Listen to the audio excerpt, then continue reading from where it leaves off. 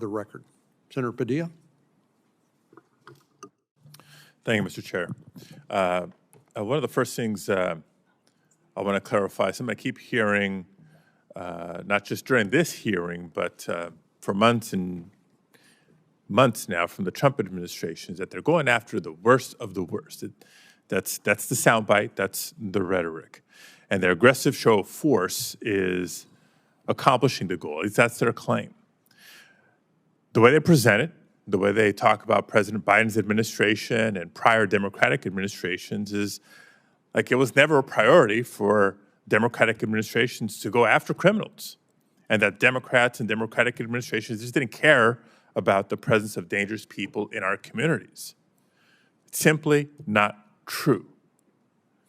So I want to help set the record straight. And again, if you can't take my word for it, let's turn to an expert. Ms. Fleischaker, you were in ICE leadership. In your view, in your experience, did the Biden administration ever restrain ICE from pursuing serious criminals? Part B to that question, only because one of the other witnesses implied that the Biden administration was restraining ICE either by policy or by resources from doing its job. True or false? Can you expand on both of those, please? We absolutely did not stop ICE agents from enforcing the law and going after public safety threats. In fact, we encourage them to do so. We very much want to find and arrest public safety threats in the community. Well, thank you for that. And anybody on this side of the dais who's familiar with the appropriations process in Congress, particularly in the Senate, given the filibuster rules, knows that spending plans are adopted on a bipartisan basis. So we can discuss and debate the need for additional investments in not just enforcement, but as I mentioned previously, immigration judges, hearing officers, et cetera. In fact, not too long ago, there was a bipartisan proposal on the table to significantly ramp up the budgets for those agencies, and Republicans walked away from that deal. That's a fact. Second area I want to tackle is in the area of indiscriminate enforcement. Just by show of hands, by the way, raise your hand if you think all immigrants are criminals. Let the record reflect, none of the witnesses raised. All immigrants are criminals? Not all immigrants. I'm very precise in my question. Repeat your question. Raise your hand if you believe all immigrants are criminals. Are you talking about legal immigrants, or are you talking about regular immigrants? Exactly. Microphone.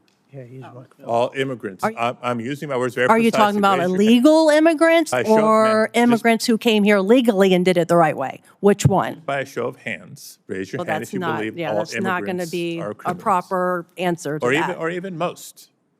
But No, again, all those illegal hands immigrants not- are criminals because So they I came don't here think illegally. anyone here would disagree with the idea of rooting out the, quote, worst of the worst, even if we disagree over what immigration policy should be.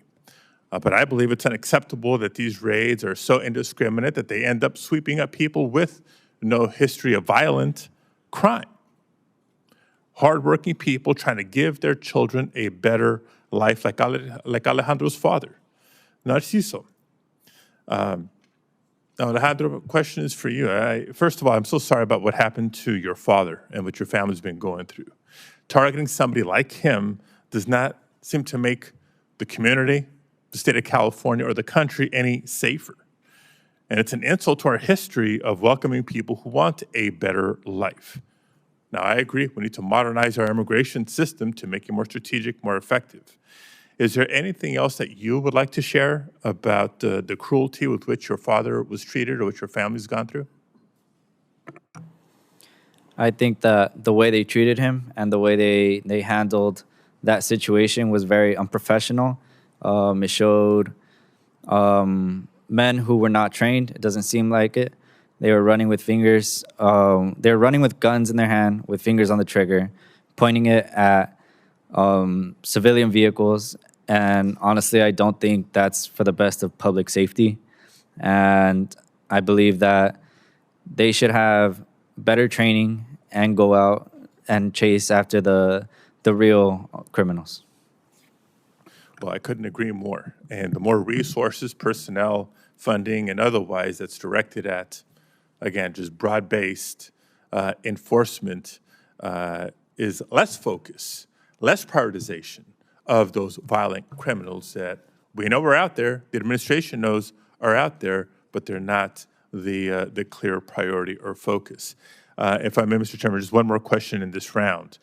We know that the massive show of force by the Department of Homeland Security has scared people across communities, not just Los Angeles, not just throughout my home state of California, but other parts of the country, to the point that we're now seeing people hesitate to go to work, hesitate to patronize stores, and to visit public spaces, even go to church. So I'm deeply concerned that this fear will also deter people from reporting crimes like domestic violence, sexual assault, robbery, etc. Dr. Velis, you have 3 decades of experience encouraging community members to come out of the shadows and trust you and your officers to report crime, to engage in law enforcement, to improve public safety. You spoke to this a little bit during your opening statement, but can you describe the impact of these indiscriminate raids on the types of relationships that you trained your officers to build with immigrant communities?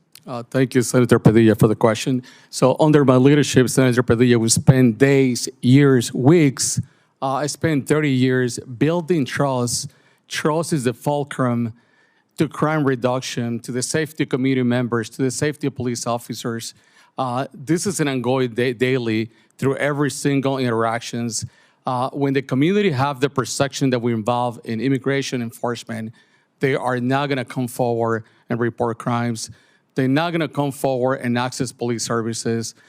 Thus, what's going to happen is that will increase the percentage for this immigrant communities to be re-victimized by violent offenders. And once again, that will put greater risk for police officers. Community members are the ones who are home in their community 24/7. They are our eyes and ears when we respond and we try to reduce crime. Thank you, Mr. Chair. I have additional questions. I'll wait for the next round. Senator Moody. Thank you, Mr. Chair.